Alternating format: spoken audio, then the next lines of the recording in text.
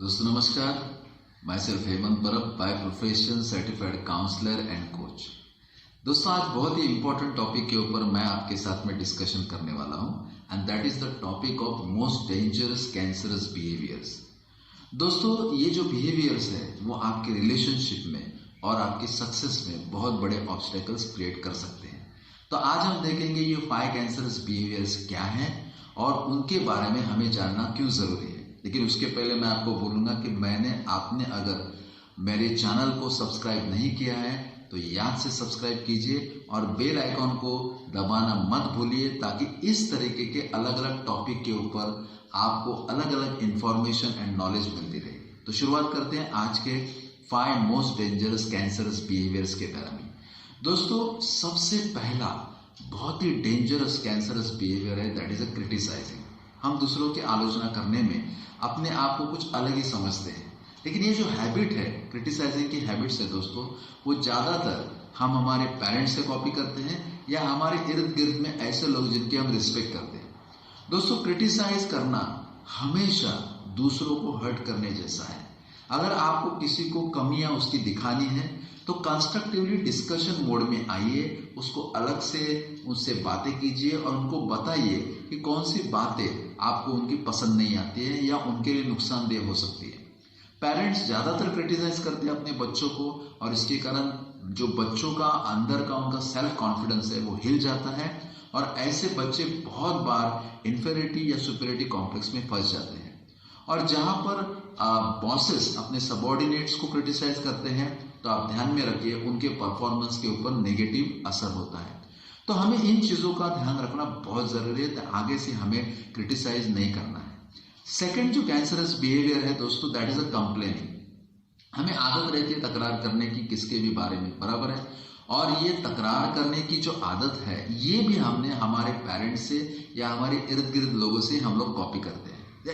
सबसे पहले ध्यान में रखने वाली बात यह है कि इसमें से कौन सा भी जो बिहेवियर है डेंजरस बिहेवियर है कैंसरस बिहेवियर दोस्तों, वो कभी भी हम सीख के नहीं आते ऊपर से, है ना। हम बचपन में सीखते हैं, कॉपी करते हैं। ओके, तो सेकंड इज अ कंप्लेनिंग। दोस्तों कंप्लेनिंग जो आदत है वो निगेटिव चीजें हमारे पास अट्रैक्ट करती है। हम कंप्लेन क्यों करते हैं?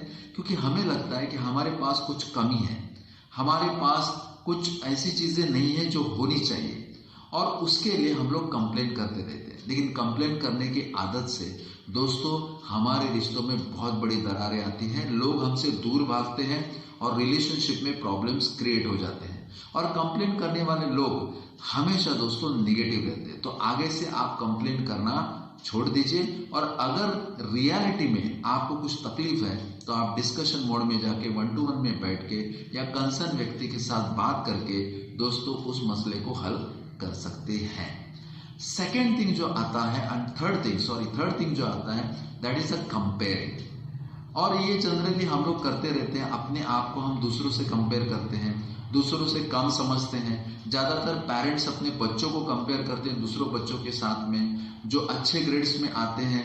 तो दोस्तों हमेशा इसमें एक ध्यान हमें रखना है कि हर व्यक्ति यूनिक है, हर व्यक्ति के पास कुछ यूनिकनेस है, यूनिक क्वालिटी है। उसके ऊपर अगर हम फोकस करते हैं तो हमें कंपेयर करने की जरूरत नहीं पड़ेगी। हम सभी जानते हैं कि जो बहुत बड़े सफल व्यक्ति हैं किसी पर्टिकुलर सेक्टर में सफल होते हैं दोस्तों, वो किसी दूसरे सेक्टर में बहुत उनकी इंटेलेक्चुअलिटी या उनकी जो प्रोग्रेस बहुत कम रहती है।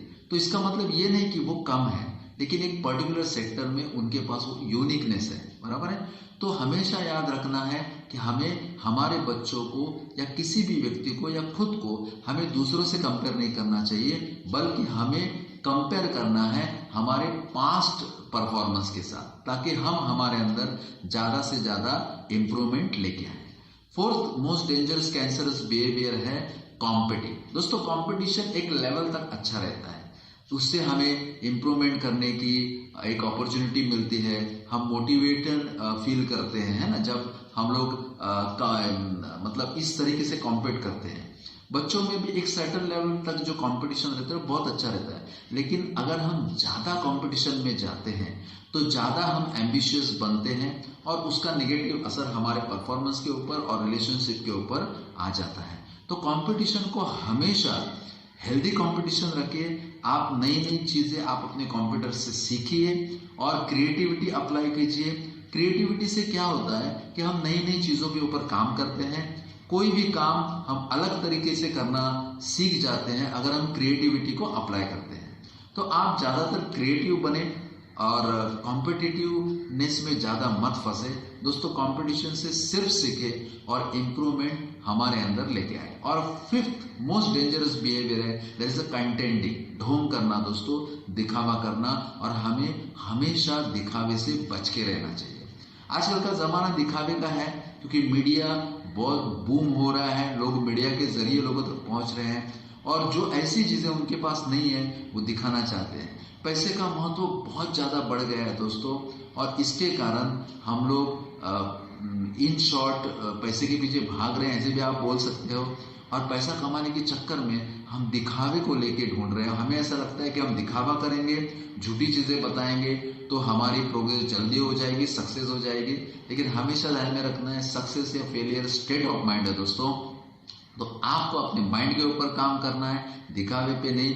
तो मुझे लगता है ये जो 5 मोस्ट कैंसरस बिहेवियर्स हैं, इनका अगर हम ध्यान रखेंगे, इससे अगर हम सतर्क रहेंगे, तो हमारी कौन सी भी किसी भी प्रकार की रिलेशनशिप हो, हमारी फैमिली लाइफ हो या हमारी बिजनेस लाइफ हो या हमारी जॉब लाइफ हो या हमारी सोशल लाइफ हो, हर तरह के लाइफ में आप बहुत बढ़िया परफॉर्म कर सकते हैं। तो आज के लिए इतना ही।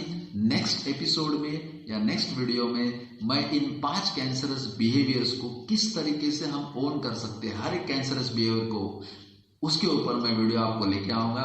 तब तक आप जरूर मेरे चैनल को सब्सक्राइब कीजिए और दोस्तों बेल आइकॉन को दबाइए। और अगर ये वीडियो अच्छा लगा, इन्फॉर्मेशन अच्छी लगी, तो दोस्तों उसको लाइक कीजिए। तो हम लोग नेक्स्ट वीडियो में मिलते हैं। धन्यवाद, thank you very much and have a nice day.